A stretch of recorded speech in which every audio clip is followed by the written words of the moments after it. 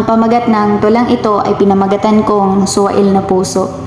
Ang lahat ay nagsimula sa isang biro na akala ko'y laro-laro lang ito. Ngunit ang tadhana ay biglang nagbago, pagkakaibigang payapa, biglang sumuko.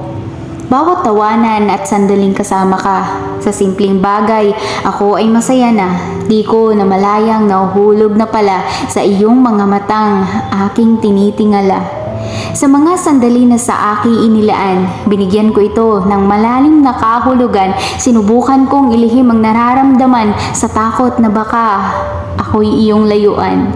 Sinubukan kong itago ang damdamin, takot na baka ika'y lumayo sa akin. Sa bawat ngiti kong pilit ang pag-amin, may lihim na sigaw ang pusong mahinhin.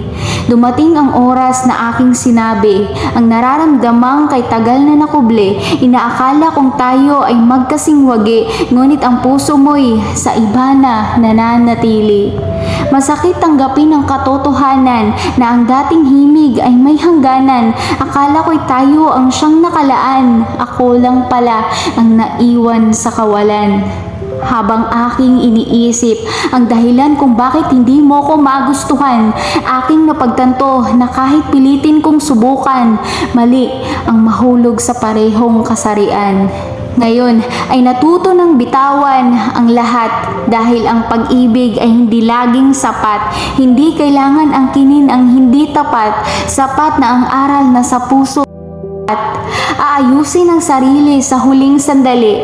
Papatahimikin ang pusong nagmamadali.